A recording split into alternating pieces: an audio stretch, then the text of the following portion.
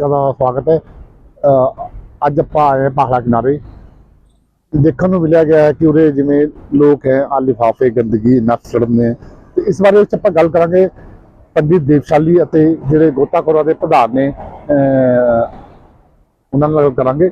ਪਰ ਆਹ ਦੇਖੋ ਕਿ ਆਪਾਂ ਫਿਲਮ देखी सी, एक सुनी सी बड़ी राम तेरी गंगा मैली हो गई तो पापियों के पाप धोते होते, पर लोग अंधविश्वास ਮੰਨਦੇ कहीं तक ਜਿਹੜਾ है पंडित वगैरह जो कहते हैं, पंडित जी वगैरह कहते हैं कि जल प्रवाह करना चाहिए। शास्त्रों में लिखा भी है, जो हिंदू शास्त्र ने उन्होंने लिखा गया है कि जल प्रवाह करना चाहिए है। पर लेकिन जल प्रवाह के नाम पर जो लोग गंदगी फैलाते हैं वो चीज़ कहीं ना कहीं पाप के भागीदारी बनते हैं। तो पता नहीं कहीं तक आस्था है जो सच्चाई है कि ग्राउंड लेवल पर रह गई, क्योंकि लोग अपने पुण्य पाप खतना चाहते हैं लेकिन पाप के भागीदारी नहीं हो जाते। पर जो नदी के विच जीव जंतु हैं उन्होंने भी बचाने वास्ते एक उपाला करना चाहिए है कि जोड़ा कूड़ा है वह भाखड़ा नहर के ना सुट्या जाए, लिफाफे पॉलीथीन को बाहर रखा जाए, क्योंकि इस नाल जोड़े जीव हैं इहदे अंदर वो कहीं ना कहीं खत्म होंगे जाएंगे। दिवाली का त्यौहार गया, देखो ये हट्टा पईयां ने, भगवान दी फोटोआं पईयां ने, ते जिवें करवा चौथ का त्यौहार गया मटकियां पईयां ने, ते देखो लोगों ने किस तरीके नाल आस्था के नाम पर जिवें गंदगी फैला रखी है। पर आपां नूं चाहिए है लोगों नूं, आपां गल भी करांगे कि ये गंदगी होनी चाहिए है या नहीं। पंडित जी दसणगे सानूं कि क्या ये आस्था नाम पे सच्चाई जो है क्या सही है या गलत है, क्योंकि जिहड़ी चीज़ है एक आस्था अपनी जगह पे है, लेकिन भगवाना दी फोटोआं फुल वगैरह ये देखो निरादर कितना हो रहा है कि इत्थे फोटोआं पईयां क्यों अपने घर तो असी भगवान नूं लेके तो बड़ी अच्छी तरीके नाल आंदे हाँ, पर जदों वो फोटोआं मूर्तियां खंडित हो जांदियां तां उन्हां नूं भाखड़ा किनारे असी सिट के उन्हां दी बेअदबी करते हैं। तो लोग आते हैं पर लेकिन पंडित जी कहते हैं जिहड़ी गल आंदी है कि पानी नूं दूषित करना बहुत गलत बात है। ये पानी अगे जाके पाकिस्तान में भी मिलता है, पानी पीता जाता है, कई लोगों वास्ते यह स्रोत पानी का पीने का जरिया भी है, लेकिन पर असी लोग जो है इसनूं सिट के गंदगी नूं बुलावा। नमस्कार, आपका क्या नाम है बताइए। नमस्कार, मैं पंडित राकेश देवशाली। पंडित जी, एक जो देखा जा रहा है भाखड़ा नहर में मतलब कि लोग कितनी गंदगी पड़ी है, कितना है, तो ज़्यादातर लोग ये भी होता है कि विवाद हो जाता है कि हिंदू धर्म में ऐसा रखा है तो ये फोटोएं हैं, भगवानों की फोटोएं हैं, वहाँ पर होंगे तो मटके पड़े हैं, लिफाफे नदी के अंदर पुल के नीचे इतने लिफाफे लटके, चुन्नियाँ हैं, तो वो बहुत ज़्यादा दुर्बत्त होती है। तो क्या इससे क्या मतलब आप क्या कहना चाहोगे इस बारे में? देखो, इसके मैं पहले आपको एक भूमिका बताता हूँ। सनातन में सबसे ज़्यादा जल की महत्ता दी गई है। जल क्यों? जल सबसे पवित्र माना गया। सबसे बड़ा कारण क्या है कि जल एक तो जीवन का आधार है, और दूसरा सनातन में ये मान्यता है कि जल में ही क्या है, सारे देवी देवताओं का वास है। अब आता है कि भाई जो हम नदियों के किनारे देखते इतनी चुन्नियाँ पड़ी हैं, इतनी मूर्तियाँ पड़ी हैं, या बहुत सारा नाना प्रकार का जो अवशिष्ट होता है वो नदियों के किनारे होता है, पॉलिथीन इत्यादि का। हमेशा जल में कौन सी चीजें विसर्जित की जाती हैं? हम पूजन करते हैं। आपने सवाल किया कि पंडित जी पूजा के बाद सारी चीजें जल में विसर्जित कर देते हैं। पूजन के बाद जल में कौन सा विसर्जन किया जाता है? जैसे कोई अन्न बचा हो, कोई कहीं पर पितृकार्य इत्यादि हुआ हो, पिंड इत्यादि हो, उसको जल में विसर्जन करते हैं। राख इत्यादि हो उसको जल में विसर्जित करते हैं। लेकिन जो चुन्नियाँ हैं, पॉलिथीनें हैं, जो लिफाफे इत्यादि जो कुछ हैं, उसको जल में विसर्जित नहीं किया जाता। उसको क्या किया जाता है? अग्नि भेंट किया जाता है। लेकिन हम लोग क्या कर रहे हैं? हाँ, सारी की सारी चीजें जल में डाल दे रहे हैं। अब देखो, मैंने कहा कि पहले कुछ चावल बचे हैं, राशन बचा है, पिंड इत्यादि का है, या हम अस्थियां इत्यादि विसर्जित करते हैं, तो ये जल में जाएंगे तो ये जल को अशुद्ध नहीं करेंगे। भाई जो खाद्य पदार्थ होंगे, जो जलीय जीव हैं, उनको खा लेते हैं। जो अस्थियां इत्यादि हैं, वो राख इत्यादि है, वो जल में मिल जाती है। जो उसके अवशिष्ट भाग हैं उसको जलीय जीव जंतु उसको क्या कर देते हैं? खा देते हैं। इससे जल प्रदूषित नहीं होता या अशुद्ध नहीं होता। लेकिन जो हम पॉलिथीन, चुन्नियाँ इत्यादि जो विसर्जित करते हैं, तो इससे क्या होगा? वो कहीं ना कहीं जाकर आगे जाकर कहीं ना कहीं रुक जाएंगे। जैसे पॉलिथीन है, कितना भी हजारों साल तक रख लो वो क्या नहीं होगा, समाप्त नहीं होगा। उसमें नुकसान क्या होगा कि जो उसमें जलीय प्राणी हैं उनको क्या होगा, उनके स्वास्थ्य के लिए नुकसानदायक होगा, उनका जीवनचर्या क्या हो जाएगी, बिगड़ जाएगी।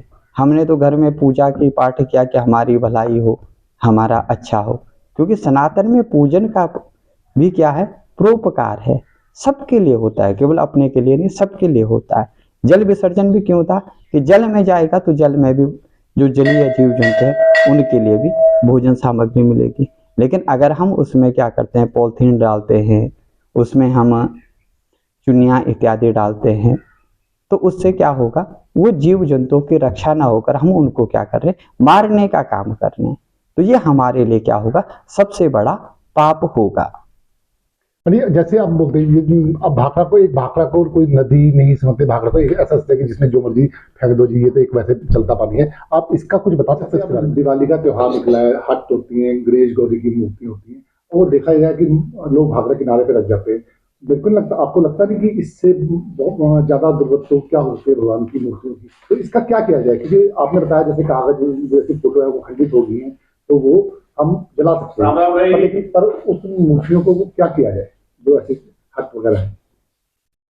ठीक है, आपने बहुत अच्छा सुंदर प्रश्न किया।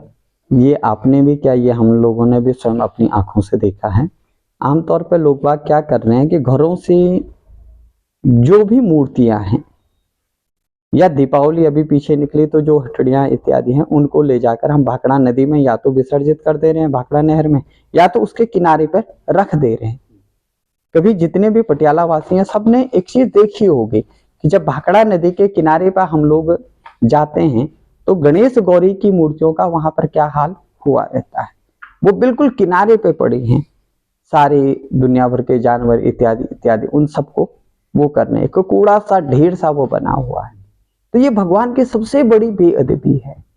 जिन भगवान के स्वरूप का हमने क्या किया, अभी तक पूजन किया, माँ लक्ष्मी का, माँ गौरी का हमने घर में पूजन किया, उनसे प्रार्थना की कि आप हमारे घर में आ जाए, हमारे घर में खूब धन वर्षा हो, और उन्हीं भगवान को ले जाकर हमने क्या कर दिया, नदी के किनारे पर, यानी एक कचरे के पहाड़ के रूप में हमने रख दिया। तो इसके लिए भी एक बहुत अच्छा है, जो हम हटड़ियां ले आते हैं तो जरूरी नहीं कि हम पक्की मिट्टी के ले आए, हम कच्ची मिट्टी की हटड़ियां ले आ सकते हैं, और उसको भी हम सिंपल क्या कर सकते हैं, अगर कच्ची मिट्टी हो जो पका ना हो, उसको हम अगर जल में विसर्जित कर देते हैं या कहीं क्यारी में रखकर उस पर पानी इत्यादि डालते हैं तो वो सारा क्या हो जाएगा, खुद ही घुलकर आपकी क्यारी में रह जाएगा। जैसे अब बाजार में कच्ची मिट्टी की नहीं मिलती है, जैसे ये पक्की ही होती है, जो घमेयार लोग बना के ही दिए जैसे तो वो सभी साफ करना, तो अब उसका क्या हाल है? देखो, उसका एक सिंपल सा हल है। अगर आपके यहाँ कच्ची मिट्टी से बने हुए दियों की मांग बढ़ती है, हर लोग सोचता है कि मैंने कच्ची मिट्टी से ही दिया जलाना है, या कच्ची मिट्टी की हटड़ी मैंने रखनी है, कच्ची मिट्टी का ही मैंने क्या करना है, गणेश गौरी की मूर्ति रखनी है। तो जैसे जैसे मांग बढ़ेगी तो कुम्हार लोग भी स्वतः ही क्या करेंगे, मिट्टी की चीजें ही आपको देंगे। लेकिन सबसे यही निवेदन है कि इन चीजों को आप देखें। आए हैं तो गंदगी या लोग विसर्जन करते समान चाह तो हिंदू ਦੇ ਹਿਸਾਬ ਨਾਲ ਹੁੰਦਾ, ਇਹ ਤੁਸੀਂ ਕਹਿਣਾ ਚਾਹੋਗੇ ਕਿ ਇਹ ਕਿਵੇਂ ਇਹਨੂੰ ਕੀ ਦੇਖਦੇ? नमस्कार, ये भोले शंकर डाइवर क्लब गोताखोर टीम है जो नाभा रोड भाखड़ा और पंजाब की जिन्नी भी नहर ने इतने पंजाब की हरियाणा राजस्थान तक बैठ के अपना काम करते हैं। सो जिहड़ा तुसी ये लिफाफे या जो देख रहे हो, ये सामग्रियां देख रहे हो, ये एक पानी नूं ना दूषित करते हैं आपां, क्योंकि आपां कोई भी चीज़ है, चाहे वो धूप बत्ती का लिफाफा है, चाहे धूप बत्ती का पैकेट है, तो उसनों आपां यूज कर लेंदे, फुल हो गए, होर घर की कोई सामग्री है, कोई हो जो भी मतलब कबाड़ है, तो उसनों आपां की सोचते हैं भी भाखड़ा नहर च लिया के ते उन्होंने असीं जल प्रवाह कर दीए। पर तुसीं जल प्रवाह तो कर दो, इस भाखड़ा दे विच इन्ने जीव जंतु ने कि ये कैमिकल चीज़ां ने, ये जिहड़ा पानी है ये शुद्ध पानी है, बिल्कुल पहाड़ा तो चलदा होया जो पंजाब दी नहरां च आंदा हैगा, तो बिल्कुल शुद्ध पानी है। जिवें आपां कह दईए कि देसी घ्यो ते एक डालडा घ्यो, वो चीज़ है। ये पानी बहुत ही पवित्र है, और ये देखो कई स्थानों ते ये पानी जा रहा, कई धार्मिक स्थानों ते पानी जा रहा, और इत्थे कि पटियाला, राजपुरा, नाभा, इत्थे पानी पीने वास्ते यूज होंदा हैगा। ਔਰ ਗੱਲ ਜਿਹੜੀ ਵੀ ਇੱਥੇ ਤਾਂ ਗੱਲ ਛੱਡੋ, ਜਦੋਂ ਤੁਸੀਂ ਹਰਿਆਣੇ 'ਚ ਪਹੁੰਚਦੇ ਹੋ, ਹਰਿਆਣੇ ਦਾ ਪਾਣੀ ਕੁਝ ਕੌੜਾ ਹੁੰਦਾ ਤਾਂ ਇਸ ਨੂੰ ਮਿੱਠਾ ਪਾਣੀ ਕਿਹਾ ਜਾਂਦਾ ਤੇ ਅਲੱਗ-ਅਲੱਗ ਸ਼ਹਿਰਾਂ ਦੇ ਵਿੱਚ ਭੇਜਿਆ ਜਾਂਦਾ। ਉਸੇ ਤਰ੍ਹਾਂ ਰਾਜਸਥਾਨ ਹੈ ਵੀ ਰਾਜਸਥਾਨ ਦੇ ਵਿੱਚ ਵੀ ਇਹ ਪਾਣੀ ਪੀਣ ਵਾਲਾ ਹੁੰਦਾ ਹੈਗਾ। ਪਰ ਲੋਕ ਕੀ ਕਰਦੇ ਨੇ ਸਨੀ ਜੀ, ਜਦੋਂ ਇੱਥੇ ਪਹੁੰਚਦੇ ਨੇ ਤਾਂ ਪਤਾ ਨਹੀਂ ਕਿਉਂ ਪੜ੍ਹੇ ਲਿਖੇ ਐਜੂਕੇਟ ਲੋਕ ਹੁੰਦੇ ਨੇ, ਜੋ ਕੁਝ ਉਹਨਾਂ ਦੇ ਹੱਥ 'ਚ ਹੈਗਾ ਇੱਥੇ ਨਹੀਂ ਵੀ ਪੌੜੀਆਂ ਤੇ ਇਕੱਲਾ ਗੇਰਨਾ। ਪੌੜੀਆਂ ਤੇ ਤਾਂ ਅਸੀਂ ਬਹੁਤ ਸਮਝਾਉਂਦੇ ਹਾਂ ਗੋਤਾਖੋਰ ਵੀ ਐਂ ਕਰੋ ਜੀ, ਇਹਨੂੰ ਲਿਫਾਫੇ ਜਿਹੜੇ ਝਾੜ ਲਓ, ਜੋ ਤੁਹਾਡਾ ਕੀਮਤੀ ਜੋ ਲੱਗਦਾ ਵੀ ਤੁਹਾਨੂੰ ਇਹ ਸਮੱਗਰੀ ਹੈ ਇਹਨੂੰ ਜਲ ਵਿੱਚ ਪਵਿੱਤਰ ਕਰਨਾ ਚਾਹੀਦਾ ਉਸ ਨੂੰ ਗੇਰ ਦਿਓ। ਪਰ ਲੋਕ ਕੀ ਕਰਦੇ ਨੇ, ਲਿਫਾਫਾ ਭਰਿਆ ਧੈੜ ਵਿੱਚ, ਤਾਂ ਕਿਧਰੇ ਨਾ ਕਿਧਰੇ ਪਾਣੀ ਨੂੰ ਤੁਸੀਂ ਦੋਸ਼ਿਤ ਕਰ ਰਹੇ ਹੋ, ਪਾਣੀ ਦਾ ਨੁਕਸਾਨ ਕਰ ਰਹੇ ਹੋ। ਅੱਗੇ ਸਮੇਂ ਦੇ ਵਿੱਚ ਪਾਣੀ ਦਾ ਜਿਹੜਾ ਲੈਵਲ ਹੈ ਉਹ ਘਟਦਾ ਜਾ ਰਿਹਾ ਹੈਗਾ।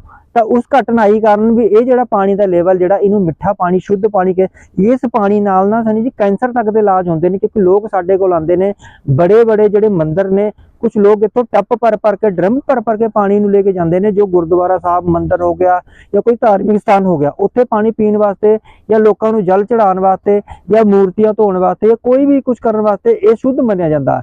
ਪਰ ਲੋਕ ਕੀ ਕਰਦੇ ਨੇ, ਇੱਥੇ ਆਉਂਦੇ ਨੇ, ਲਿਫਾਫਾ ਗੇਰਦੇ ਨੇ ਤੇ ਇਹਦੇ ਵਿੱਚ ਕੀ ਹੁੰਦਾ, ਪਾਣੀ ਨਾਲ ਕਿਤੇ ਦੂਸ਼ਿਤ ਮੱਛੀਆਂ ਨੇ, ਕਈ ਪ੍ਰਕਾਰ ਦੇ ਜੀਵ ਜੰਤੂ ਨੇ, ਉਸ ਕਰਕੇ ਵੀ ਪਾਣੀ ਤੁਸੀਂ ਇਸ ਨੂੰ ਖਰਾਬ ਨਾ ਕਰੋ। ਮੇਰੀ ਬੇਨਤੀ ਹੈ ਕਿ ਪਾਣੀ ਨੂੰ ਖਰਾਬ ਨਾ ਕਰੋ। ਜਿਵੇਂ ਹੁਣ ਜਿਹੜੇ ਲੋਕ ਚੁੰਨੀਆਂ ਕੱਢਦੇ ਆ, ਇਸ ਨਾਲ ਕੋਈ ਕਿਹਾ ਜਿਵੇਂ ਤੁਹਾਡੇ ਗੋਤਾਖੋਰ ਜਾਂਦੇ ਉਹਨਾਂ ਨੂੰ ਵੀ ਕੋਈ ਪ੍ਰੋਬਲਮ ਆਉਂਦੀ ਹੈ ਜੀ? ਦੇਖੋ, ਚੁੰਨੀਆਂ, ਚਾਦਰਾਂ, ਦਰਗਾਹਾਂ ਦੀਆਂ ਚਾਦਰਾਂ, ਚੁੰਨੀਆਂ ਕੋਈ ਵੀ ਲਗਾ ਲਓ ਤੁਸੀਂ, ਉਹ ਸਿੱਟ ਦਿੰਦੇ ਨੇ।